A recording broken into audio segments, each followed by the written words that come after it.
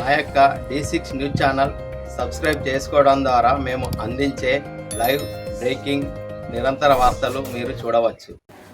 తెలంగాణ రాష్ట్ర అసెంబ్లీలో BC reservation 42% అమలు మరియు ఎస్సీ వర్గీకరణ బిల్లు అమలు అయినందున జగిత్యాల జిల్లా ఇబ్రాహీంపట్నం మండల కేంద్రంలో కాంగ్రెస్ పార్టీ కోరుట్ల నియోజకవర్గ ఇన్ఛార్జి జువ్వాడి నరసింగరావు ఆధ్వర్యంలో గురువారం మండల కేంద్రంలోని ఇందిరమ్మ చౌక్ వద్ద బాణసంచా పేల్చి మిఠాయిలు పంచి సంబరాలు నిర్వహించారు.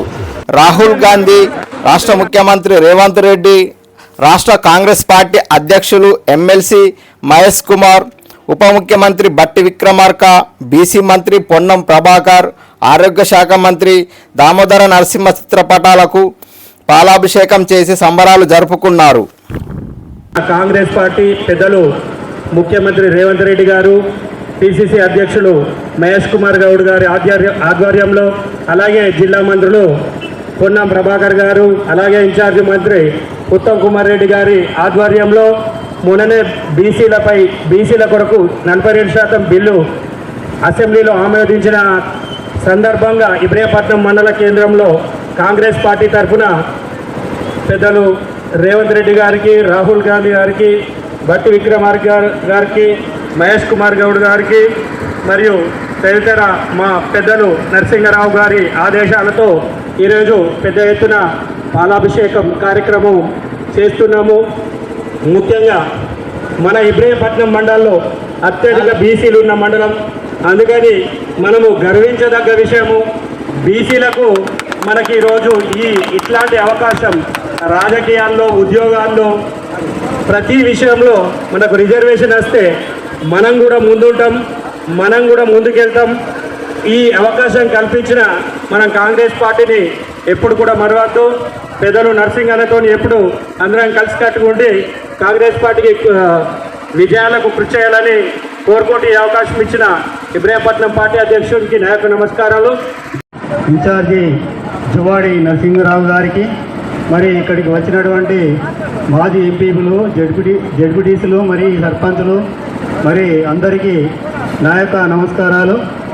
మరి ఈరోజు ఈ కార్యక్రమాన్ని ఏర్పాటు చేస్తున్నామంటే మనకు బీసీలకు ఎంతో చెప్పుకోదగ్గటువంటి గర్వకారణము. ఎందుకంటే ఏ ప్రభుత్వం కూడా మనకు విద్యా, ఉద్యోగము, మరి రాజకీయాలలో ఎలాంటి పర్సెంటేజ్ పెంచినటువంటి ప్రభుత్వాలు పోయినాయి. ఇప్పుడు మన గౌరవనీయులైనటువంటి మన ముఖ్యమంత్రి రేవంత్ రెడ్డి గారు మరి అసెంబ్లీలో మన 42% మరి రిజర్వేషన్ కల్పించిన దానికి మా బీసీల తరఫున మేము ధన్యవాదాలు తెలియజేస్తూ ఈ అవకాశం ఇచ్చిన అందరికీ నమస్కారం తెలియజేస్తూ ముగిస్తున్నాను. రిజర్వేషన్ ప్రకటించిన ఏకైక పార్టీ కాంగ్రెస్ పార్టీ. మన కొరుట్ల నియోజకవర్గంలోనే డైనామిక్ లీడర్ జువ్వాడి నరసింహరావు అన్న గారి ఆధ్వర్యంలో మనకు బీసీలకు 42% రిజర్వేషన్ ప్రకటించడం జరిగింది. అలాగే మనకు బట్టి విక్రమార్క గారికి మరియు టీపీసీసీ అధ్యక్షులు మహేష్ కుమార్ గౌడ్ గారికి మరియు స్థానిక మన జిల్లా ఇన్ఛార్జ్ మంత్రి అయినటువంటి ఉత్తమ్ కుమార్ రెడ్డి గారికి మరియు మన కరీంనగర్ జిల్లా మంత్రివర్యులు శ్రీ పొన్నం ప్రభాకర్ గౌడ్ గారికి, ప్రతి ఒక్కరికి కాంగ్రెస్ పార్టీ ప్రతి ఒక్కరి మంత్రులకు, ప్రతి ఒక్క ఎమ్మెల్యేలకు, ప్రతి ఒక్కరికి ఉభయ సభలలో ఆమోదం ఇచ్చిన ప్రతి ఒక్కరికి ధన్యవాదాలు తెలియజేస్తున్నా.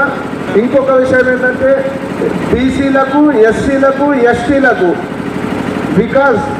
రాజీవ్ వికాస్ యోజన 1,00,000 రూపాయల నుంచి 4 లక్షల రూపాయల వరకు విద్యా అర్హత ఉండి జాబులు లేకపోయిన విద్యార్థులకు మన గౌరవ ముఖ్యమంత్రి వర్యులు రేవంత్ రెడ్డి గారు మరియు రాహుల్ గాంధీ గారు ఈ అవకాశాన్ని కల్పించారు.